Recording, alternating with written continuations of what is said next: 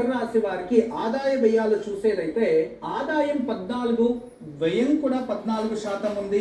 ఆరోగ్యం 1, అనారోగ్యం 6, 5 రాజ్యపూజం, 6 రాజకోపము, సుఖము 3, దుఃఖము 3 సరి సమానంగా ఉన్నాయి. అయితే ఈ సంవత్సరంలో వీళ్ళకు చాలా విశేషమైన పుణ్యఫలం ప్రాప్తిస్తుంది. గురుస్థాన పల్లటనం వలన వివాహం లేని వారికి వివాహ యోగం ప్రాప్తించబడుతుంది. సంతానం లేని వారికి సంతానం ప్రాప్తించబడుతుంది.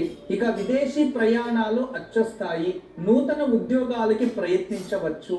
ఇక అదే విధానంగా ఉద్యోగం లేని వారికి ఉద్యోగం, సెంట్రల్ గవర్నమెంట్ జాబ్ కి ప్రయత్నించే వారికి విజయం ప్రాప్తిస్తుంది. అదే విధానంగా ఎన్నో రోజుల నుంచి పెండింగ్ ఉన్న పనులన్నీ జరుగుతాయి. మరియు కోర్టు, పోలీస్ స్టేషన్ ఇలాంటి న్యాయరీత్యా చట్టరీత్యా ఏదైనా సమస్యలుంటే దాని నుంచి బయటపడతారు. మరియు విజయం కూడా ప్రాప్తిస్తుంది. ఇక వ్యాపారం చేసే వారికి వ్యాపార రంగం అభివృద్ధి చెందుతుంది. కష్టానికి తగినట్టుగా ప్రతిఫలం కూడా వస్తుంది. ఇక యాత్రలు చేయవచ్చు. దాన ధర్మాలు యాత్రలు చేయడం వల్ల పుణ్యఫలం ప్రాప్తిస్తుంది.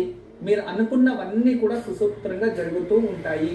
అయితే శని మరియు రాహు ప్రభావం వల్ల నమ్మకస్తుల నుంచి, అంటే మీరు ఎవరినైతే ఎక్కువ నమ్మి ఉంటారో వాళ్ళ నుంచి అపవాదాలు రావడం, సోదర మరియు సోదరి బాంధవ్యంలో కాస్త వైరత్వం రావడం, మరియు మీరు కొంచెం అహంకారంతో ఇతరుల్ని దూషించడం వలన స్నేహితులు దూరం అవ్వడం, ఇటువంటివన్నీ జరుగుతాయి. అంటే భగవంతుడు ఏదైనా అధికంగా అందిస్తే దానివల్ల ఉన్నత స్థానాన్ని పొందుతారు. దానివల్ల అహంకారం పెరిగి వాళ్ళ అహంకారం వాళ్ళే ఎలా తగ్గిస్తుందో అలా ఈ మకర రాశి వారికి ఈ సంవత్సరంలో వాళ్ళు చేసే పనుల వల్లనే వాళ్ళకి అపవాదాలు, అవమానాలు జరుగుతాయి. అందువల్ల కాస్త జాగ్రత్త వహించండి చాలు.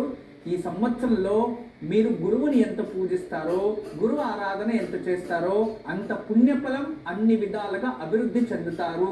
ఇక మీ చేసే పనిలో ప్రతి ఒక్క దాంట్లో కూడా అభివృద్ధి కనబడుతుంది. ధర్మ మార్గంలో వెళ్ళండి, ధర్మ మార్గాన్ని వెన్నుకోండి. ఇలా ఉంటే ఈ సంవత్సరం అంతా మీకు అదృష్టమే.